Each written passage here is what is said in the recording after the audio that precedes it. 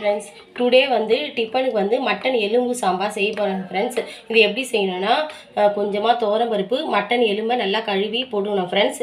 இது கூடவே வெங்காயம், தக்காளி, கொஞ்சமாக மிளகாத்தூள், தனியாத்தூள், இஞ்சி பூண்டு பேஸ்ட்டு, மஞ்சத்தூள் எல்லாத்தையும் சேர்த்து கொஞ்சமாக உப்பு போட்டு ஒரு 6 விசில் வச்சு வேக வைக்கணும் ஃப்ரெண்ட்ஸ்.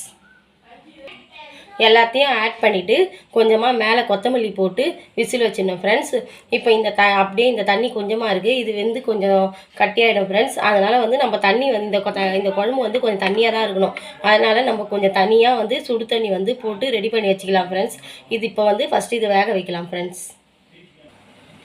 விசில் எடுத்த உடனே இந்த மாதிரி வந்துடும் ஃப்ரெண்ட்ஸ், வெந்து வந்துடும். இப்போ வந்து நம்ம இதில் ஹாட் வாட்டர் ஆட் பண்ணிக்கலாம் ஃப்ரெண்ட்ஸ்.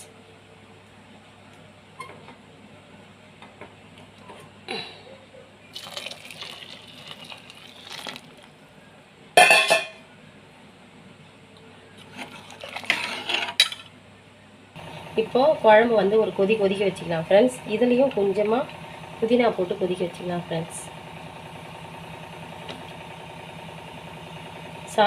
கொத்தமல்லி போட்டு கொதிக்க வச்சுக்கலாம் ஃப்ரெண்ட்ஸ்.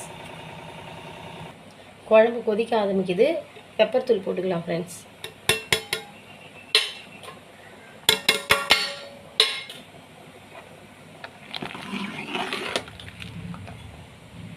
குழம்பை தாளிச்சிக்கலாம் ஃப்ரெண்ட்ஸ். இப்போ எண்ணெய் ஊற்றிட்டு சோம்பு போடணும் ஃப்ரெண்ட்ஸ். சோம்பு கொஞ்சம் வந்து தூளாகவும் கொஞ்சம் பெருசாகவும் போட்டுக்கிறேன். அப்படியே பொடி பண்ணாத சோம்பும் கொஞ்சம் தூள் சோம்பும் போட்டுக்கிறேன் ஃப்ரெண்ட்ஸ்.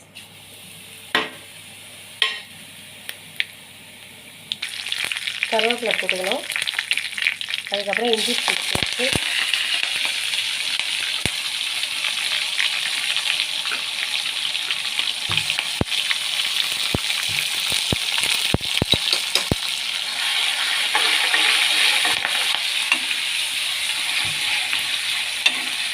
இஞ்சி பூண்டு பேஸ்ட்டு போட்ட உடனே மீதி இருக்கிற கொத்தமல்லி, கொஞ்சமாக வந்து மட்டன் மசாலா, இது ரெண்டுத்தையும் போட்டு நல்லா வதக்கி விட்டு குழம்பு ஊற்றிடலாம்.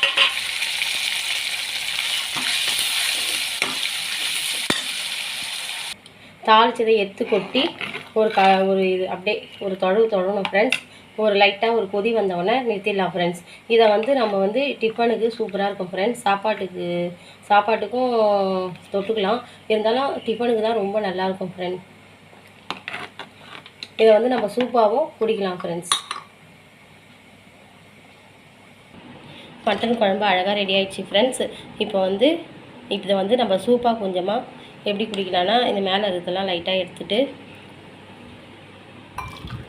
கொஞ்சமாக ஊற்றி நம்ம சூப்பாக கூட குடிச்சிக்கலாம் ஃப்ரெண்ட்ஸ். ஓகே ஃப்ரெண்ட்ஸ், அடுத்த வீடியோவில் பார்ப்போம்.